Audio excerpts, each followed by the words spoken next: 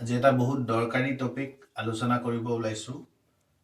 সেইটো হৈ গ'ল যে আমাৰ নৰ্থ ইষ্ট ইণ্ডিয়া আমাৰ কাৰণে এডাল ছেপাৰেট ষ্টেণ্ডাৰ্ড মেৰিডিয়ান লাগে নেকি টাইম ডিৰাইভ কৰিবৰ কাৰণে।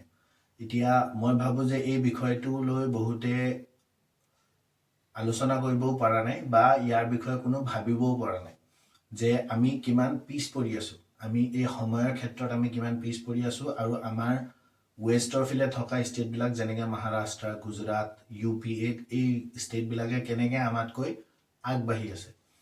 গতিকে ইয়াৰ বিষয়ে আলোচনা কৰিম। যদি চেনেলটোত তোমালোকে নতুন তেতিয়াহ'লে ছাবস্ক্ৰাইব আৰু ফ'ল' কৰি দিবা। এতিয়া যদি আমি এটা বিতৰ্কিতমূলক কথা বুলি আমি ক'ব পাৰোঁ, কিন্তু এইটো এটা বহুত গুৰুত্বপূৰ্ণ কথা যিটো বিশেষকৈ আমি নৰ্থ ইষ্টত থকা মানুহবিলাকে এই কথাটো জানিব লাগে। এতিয়া এটা জিঅ'গ্ৰাফাৰ হিচাপে, জিঅ'গ্ৰাফী পঢ়োৱা এটা টিচাৰ হিচাপে মই এইখিনি কথা ক'ব বিচাৰিছোঁ আৰু আশা কৰোঁ তোমালোকে গুৰুত্ব সহকাৰে কথাখিনি শুনিবা। যে আমি জানো যে ইণ্ডিয়াখন এখন বহুত ডাঙৰ কাণ্ট্ৰি আৰু ইয়াৰ এডাল ষ্টেণ্ডাৰ্ড মেৰিডিয়ান আছে। ইয়াৰ বিষয়ে আমি আগৰ ভিডিঅ'বিলাকত আলোচনা কৰি আহিছোঁ, যিটো লংগিটিউডৰ ভিডিঅ' বিশেষকৈ তাত চালে তোমালোকে গম পাবা ইণ্ডিয়ান ষ্টেণ্ডাৰ্ড মেৰিডিয়ান কি হয়। এতিয়া ইণ্ডিয়ান ষ্টেণ্ডাৰ্ড মেৰিডিয়ানডাল কালকুলেট কৰা হৈছে সেই মেৰিডিয়ান যিডাল ইণ্ডিয়াৰ মাজেদি গৈছে, সেই লংগিটিউডডাল যিডাল ইণ্ডিয়াৰ টোটেল মাজেদি গৈছে, সেই মেৰিডিয়ানডালক ইণ্ডিয়াৰ ষ্টেণ্ডাৰ্ড মেৰিডিয়ান হিচাপে কালকুলেট কৰা হয় আৰু তাৰ পৰা আমাৰ গোটেই কাণ্ট্ৰিৰ কাৰণে টাইম ওলোৱা হয়। এতিয়া আমি ইয়াত যিটো টাইম আমাৰ ঘড়ীত দেখিছোঁ, এতিয়া সেই ষ্টেণ্ডাৰ্ড মেৰিডিয়ানডালৰ টাইমহে ইয়াত কালকুলেট কৰা হয়। এতিয়া ইণ্ডিয়ান ষ্টেণ্ডাৰ্ড মেৰিডিয়ানডাল আমি জানো 82 ডিগ্ৰী 30 মিনিট ইষ্ট লংগিটিউড হয়। এডাল UPৰ মিৰ্জাপুৰৰ ওপৰেদি প্ৰায় গৈছে, যিটো ইণ্ডিয়াৰ অলমষ্ট চেণ্টাৰ বুলি ক'ব পাৰি। এতিয়া এইটোৱে কাৰোবাৰ কাৰণে লাভ হৈছে, কাৰোবাৰ কাৰণে লোকচান হৈছে। বিশেষকৈ আমাৰ নৰ্থ ইষ্ট ইণ্ডিয়াৰ মানুহবিলাকৰ কাৰণে লোকচান হৈছে আৰু যিবিলাক গুজৰাটৰ মানুহ বা হাৰিয়ানা বা মহাৰাষ্ট্ৰ এইবিলাক মানুহৰ কাৰণে সিহঁতৰ কাৰণে লাভ হৈ আছে। কেনেকৈ এই বস্তুটো আমি এই ভিডিঅ'টোত আলোচনা কৰিম, তোমালোকে গুৰুত্ব সহকাৰে শুনিবা। এতিয়া আমাৰ প্ৰথম যিটো eastern most state in India, চবতছে ইষ্টৰ ফালে যিখন ষ্টেট হ'ল সেইখন হৈ গ'ল অৰুণাচল প্ৰদেশ। আমি ইয়াৰ আগৰ ভিডিঅ'টোত আলোচনা কৰি আহিছোঁ যে ছানটো সদায় ইষ্টৰ পৰা ৱেষ্টৰ ফালে যায়। যেতিয়া ইষ্টৰ পৰা প্ৰথম ছানটো ষ্টাৰ্ট হ'ব, প্ৰথম গোটেই কাণ্ট্ৰিখনত ছানলাইট পায়, সূৰ্যৰ পোহৰ পায় এখন ষ্টেট, সেইখন হৈ গ'ল অৰুণাচল প্ৰদেশ। সেইটো কাৰণে তাৰ নামটো অৰুণাচল বুলি ৰখা হৈছে। অৰুণ মানে সূৰ্য আৰু আঁচল মানে চাৰি, যে মাইকী মানুহবিলাকে চাৰি পিনে, চাৰি যিটো প্ৰথম ষ্টাৰ্টিং ভাগ সেইখিনিক আঁচল বুলি কোৱা হয়। গতিকে অৰুণাচল মানে গোটেই দেশখনত যোনে প্ৰথম য'ত সূৰ্যৰ ৰশ্মি পৰা হয় সেইটোকে নামটো দিয়া হৈছে অৰুণাচল। এতিয়া অৰুণাচলত প্ৰথম সূৰ্যৰ ৰশ্মি পৰিলে, আমাৰ নৰ্থ ইষ্ট ইণ্ডিয়াই প্ৰথম সূৰ্যৰ ৰশ্মি পালোঁ। তাৰপিছত বেলিটো লাহে লাহে ৱেষ্টৰ ফালে যোৱা আৰম্ভ হয়। তেনেকৈ প্ৰথমতে নৰ্থ ইষ্টৰ পিছত ইফালে ৱেষ্ট বেংগলে পালে, বিহাৰে পালে, UPয়ে পালে, তেনেকৈ লাহে লাহে পাই পিনি লাষ্টত গুজৰাটে পাব।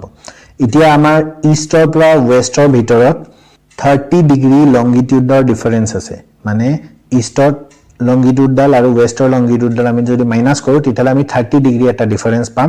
আৰু টাইম যিটো ডিফাৰেঞ্চ, আমাৰ ইষ্টৰ পৰা ৱেষ্টৰলৈকে যেতিয়া বেলিটো গৈ পায় তেতিয়ালৈকে 2 আৱাৰ্ছ 2 ঘণ্টাৰ সময়ৰ ডিফাৰেঞ্চ আছে। এতিয়া আজিৰ যে তাৰিখত যদি আজিৰ ডেটটো মই লওঁ, আজিৰ ডেটটো হৈ গ'ল 15 এপ্ৰিল। এতিয়া 15 এপ্ৰিলত বেলি সূৰ্য উদয় হৈছে আমাৰ ইয়াত 5:12, 5:12। তেতিয়াহ'লে তাৰ 2 ঘণ্টাৰ পিছত গুজৰাটত সূৰ্য উদয় হ'ব, তেতিয়াহ'লে 7:12, 7:12 গুজৰাটত সূৰ্য উদয় হ'ব। এতিয়া আমিও কিন্তু স্কুল অফিচ এইবিলাকত গৈ আছোঁ 8 AM আৰু সিহঁতে গুজৰাটৰ মানুহবিলাকেও স্কুলত গৈ আছে 8, আৰু আমাৰ অফিচবিলাক হৈ আছে 9 বা 10 AM আৰু তাতো হৈ আছে 9 বা 10 AM। ঠিক আছে। এতিয়া আমাৰ ৰাতিপুৱা বেলি ওলোৱাৰ পৰা স্কুললৈ যোৱাৰ ভিতৰত কিমান টাইম থাকিলে যদি কালকুলেট কৰা তোমালোকে গম পাবা 3 ঘণ্টা থাকিলে। আৰু সিহঁতৰ কিন্তু ৰাতিপুৱা বেলি ওলোৱাৰ পৰা স্কুললৈ যোৱাৰ ভিতৰত মাত্ৰ 45 মিনিটছ থাকিলে। এতিয়া আমি যদি স্কুলত 8টা বজাত পাবৰ কাৰণে আমি 6টা বজাত উঠিব লাগে, 5:30 বজাত উঠিব লাগে, তেতিয়াহ'লে সিহঁতেও স্কুলত যাবৰ কাৰণে কিন্তু 5:30 বজাতে উঠিব লাগিব। সিহঁতৰ টাইমটো কাম কৰা টাইমটো কমি যোৱা নাই, সিহঁতৰ সেমে টাইম। এতিয়া আমি যেতিয়া 5:30 বজাত উঠিছো মানে অলৰেডি আমি বেলি ওলোৱাৰ 15 মিনিট পিছত উঠিছো। এতিয়া বহুতে হয়তো 5:30 বজাত উঠাই নাই, সেইটো বেলেগে কথা, মই এটা জেনেৰেল কথা কৈছো যে যদি আমি 5:30 বজাত উঠিছো তেতিয়াহ'লে আমি বেলি ওলোৱাৰ 15 মিনিট পিছত উঠিছো।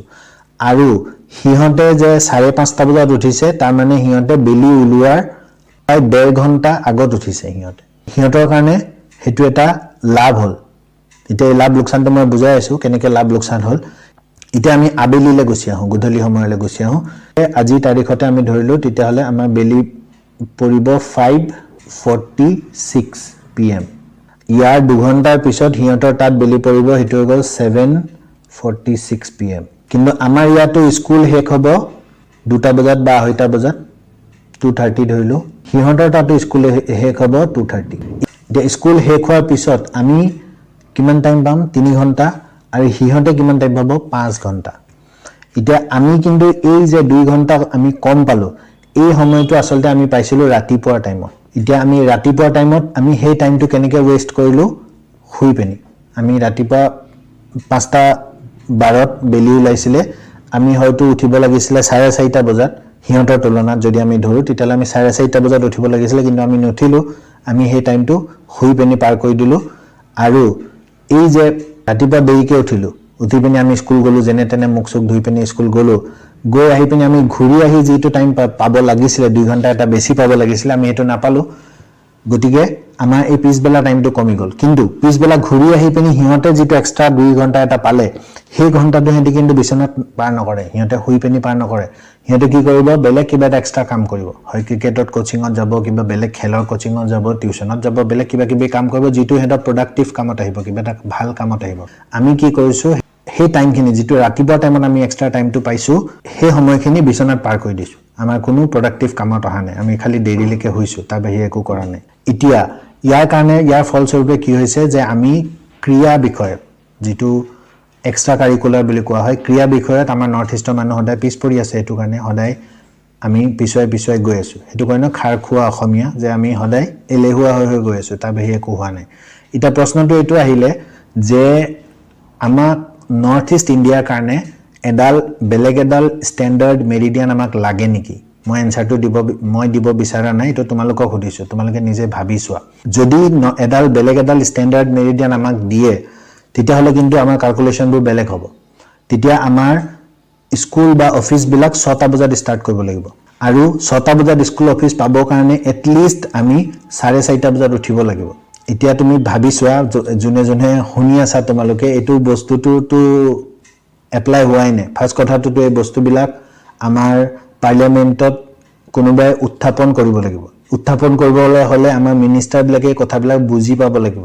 মোৰতো লাগাই নাই যে এনেকুৱা কোনোবা মিনিষ্টাৰ আছে যোনে ইমান ডিপকৈ, ইমান ভিতৰলৈকে এই কথা কেতিয়াবা বুজি পায়, বা এনেকুৱা ভৱিষ্যতেও এনেকুৱা কোনোবা মিনিষ্টাৰ আহিব যোনে এইবিলাক কথা বুজি পাব পাৰিব। দ্বিতীয় কথা হৈ গ'ল, সেই কথাখিনি পাৰ্লিয়ামেণ্টত কোনোবা উত্থাপন কৰিব পাৰিব, এনেকুৱা কোনোবা দম থকা মিনিষ্টাৰ যে আমাৰ অসমৰ পৰা নৰ্থ ইষ্টৰ পৰা হ'ব, সেইটোও এটা দূৰৰে কথা। এইবোৰ বহুত দূৰৰ কথা। তাৰপিছত এপ্লাই হ'ব, তাৰপিছত বস্তুটো কাৰ্য হ'ব, কেতিয়াবা এপ্লাই হ'ব, সেইটোতো বহুত দূৰৰ কথা। কিন্তু এই কথাখিনি মই যে কৈ আছোঁ, এই কওঁতে যে তোমালোকে শুনিছা যে 4:30 বজাত উঠিব লাগে, তোমালোকৰ গাৰ নোম দাং খাই গৈছে। তাৰমানে কিমান বেছি এলাহ আমাৰ ভিতৰত সোমাই আছে। কিন্তু এই যিটো জীৱন মই তোমালোকক কৈছোঁ যে 4:30 বজাত উঠাটো, 4:30 বজাত ৰাতিপুৱা উঠিব লাগিবতো, সেইটো গুজৰাট, হাৰিয়ানা, মহাৰাষ্ট্ৰ এইবিলাক ল'ৰা ছোৱালীবিলাকে যি আছে, আজি নহয়, আজি যুগ আগৰ পৰা সেই জীৱনটো সিহঁতি যি আছে। গতিকে সিহঁতে আমাতকৈ দুখোজ আগত নাথাকি পিনি আমি সিহঁতকে দুখোজ আগত যাব পাৰিম নেকি সঁচাকৈ? সেইটো তোমালোকে ভাবি চাবা। এতিয়া এইটো এটা বহুত গুৰুত্বপূৰ্ণ প্ৰশ্ন, যিটো মই উত্তৰ দিব বিচৰা নাই। তোমালোকে নিজে ভাবি চাবা যে আমাক সঁচাকৈ এডাল বেলেগ ষ্টেণ্ডাৰ্ড মেৰিডিয়ান লাগে নেকি নৰ্থ ইষ্ট ইণ্ডিয়াৰ।